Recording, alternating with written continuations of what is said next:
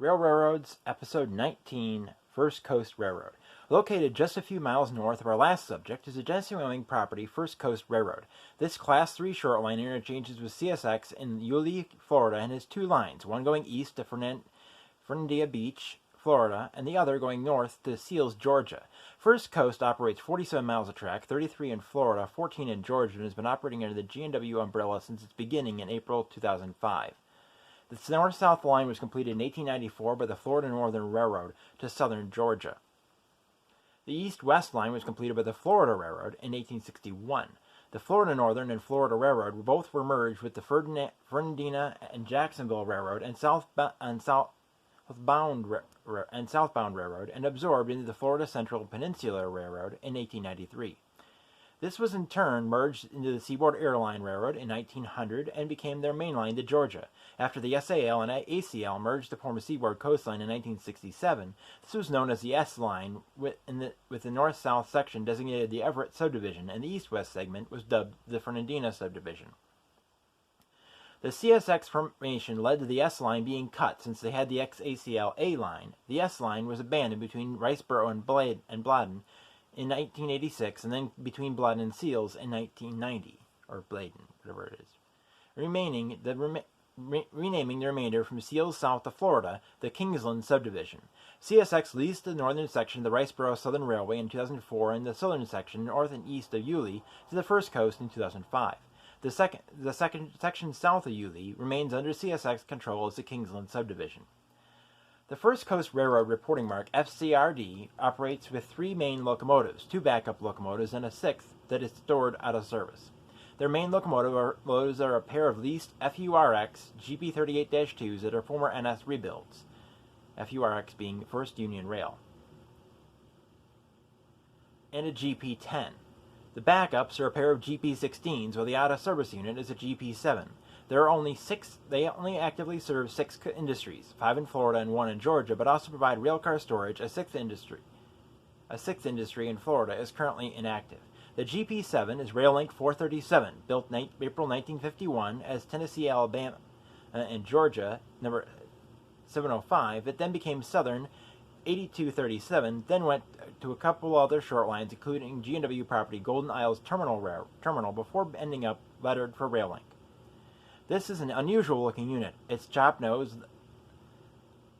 led to it having 3 windows installed across the cab above the low nose. Another First Coast unit was once their only unit in GWI paint. This is FCRD SW1200 number 501, built February 1964 as Missouri Pacific 1176.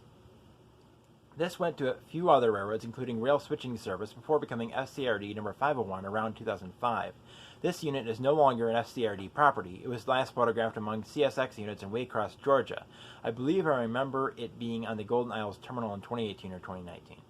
The backup power are a pair of FCRD GP16s, 1602 and 1605.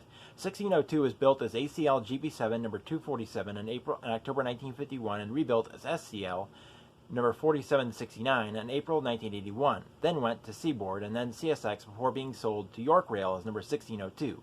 It remained in black over yellow its entire time into IRC, was transferred to First Coast and then was patched in 2009 to FCRD, but remained in York paint until it was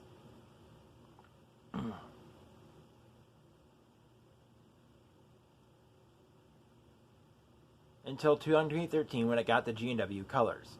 FCRD GP16 number 1605 was built September 1950 as ACL GP7 number 126, became SCL 714, then was rebuilt to SCL 4798 before going to Seaboard and CSX to be sold to Rail Link as number 444, then the Commonwealth Railway as number 444.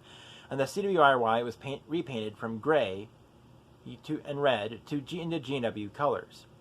In April of 2008, as CWRY number 444, it arrived on the FCRD as FCRD number 1605 in 2016 and now is backup. Their only other unit lettered for them is GP10 number 1810. This might be familiar to Jason. This unit was built February 1958 as Illinois Central number 9352 and was rebuilt in Paducah as as a GP10 for IC. At least as early as September 1982, it was in green and white paint in Arkansas, serving the Fordyce and Princeton and Ashley Drew and Northern, as ADN number 1810. The last photo I found of it on the ADN was early 1990 in Crossett. The next photo was taken in 1996 and was then Chattahoochee Industrial Railroad number 1810, but still in ADN paint. By 2005, it was transferred to its current home on the FCRD, but remained at CIRR 1810 until 2006-2009, when it was considered an FCRD locomotive but did not receive any markings. Sadly, this unit, despite them keeping the ADN paint clean and well-maintained for years, still looking fresh often in 2011, GW paint was applied by January 2012. The first Union leasers were both originally built as Norfolk and Western GP38AC road switchers that were rebuilt by NS into GP38-2s in early 2003 and ended up at First Union. At Yulee is the interchange with CSX. The Kingsland subdivision comes northwest through Yulee, joining the FCRD just north of Highway A1A. The swapping of cars takes place in a 5-track yard just north of here. From this location, the FCRD goes north to Georgia and east almost to the Atlantic Ocean.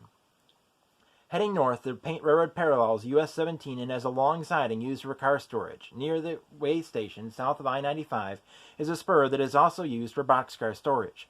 After crossing the St. Mary's River at the Georgia state line, spelling there. The next point of interest is Kingsland, Georgia, where the FCRD interchanges with the St. Mary's Railway. This is done in a fairly long yard that stretches most of the length of Kingsland, but is only 4 tracks at its widest. Just beyond the main part of Kingsland is the lead for Synergy Recycling. This is the FCRD's only customer in Georgia, and it receives tank cars and chemicals to recycle. It's a simple operation with a long spur that allows tank trucks to pull alongside. There are no buildings, just a clearing and a dirt road. North of this, the line continues to Seals, Georgia, but this isn't even really a community, just a church, couple houses, and a restaurant. The rails are in place up to Old Jefferson Highway where Blackjack Asphalt is, so there is a possibility of another customer in the future. Back in Yulee, the FCRD heads east towards Fernandina Beach. There is a spur just east of the CSX that could serve Florida Rock Division if they were served by rail. Beyond this, they cross US 17 and run east before curving southeast and reaching a small industrial park, where all 3 of their Yulee industries are located. Spears Coastline Plastics has a spur for unloading plastic pellets. Blue Links has a spur for center beams and building products, and Masonite Door Fabrication Services has a spur for boxcars but is currently not actively served. From here, the tracks parallel Page's Dairy Road until it ends at Chester Road outside O'Neill, Florida. Coming into O'Neill, the rails cross a causeway and short bridge over a delta of the St. Mary's River, then pass between Lowe's and a housing development before curving from southeast to northeast, crossing another delta causeway and then a causeway bridge combination at the Amelia River. Along here, the tracks are paralleling Route 200 to reach Amelia Island. The FCRD curves north still along Route 200, and there is another siding used for car storage. Just south of Gum Street in Fernandina Beach, a lead heads off to the west, which serves Rainier Advanced Minerals, which is a pulp mill handling boxcars, tank cars, and covered hoppers. Straight north from the switch to Rainier is the FCRD San Fernandina Yard, and their home base. This is a 10-track yard, with the main bypassing it. After the yard, the railroad is basically double-tracked the few blocks along North Front Street with 1 track in the street. Along here, there is also Worldwide Terminal as a warehouse that receives boxcars. At Dade Street, the railroad leaves public accessible areas and passes through a small intermodal port before entering West Rock, the paper mill, and Fernandina Beach. This place is visible from public property, but switching can't be watched from here. The paper mill is a huge pulpwood yard, but according to the industry list, they only do boxcars by rail, which would mean pulp comes by truck. With Rainier just across the city, it would make sense that pulpwood is trucked in. That is the end of track for the First Coast Railroad and the end of this video. I could not find days of operation for them, but hopefully I can catch them operating or can even go there. I wish the 1810 was still in ADN colors. That would be an incredibly cool thing to have gotten on film, especially when I will be visiting Jason later in the trip. But sadly, G&W doesn't like locomotives to not have their colors. Personally, I think they should only repaint if the locomotive is rebuilt, but oh well. Next week we continue with this area, but change states to the St. Mary's Railroad between Kingsland and St. Mary's, Georgia. Following that is over 3 months of railroads in the Deep South.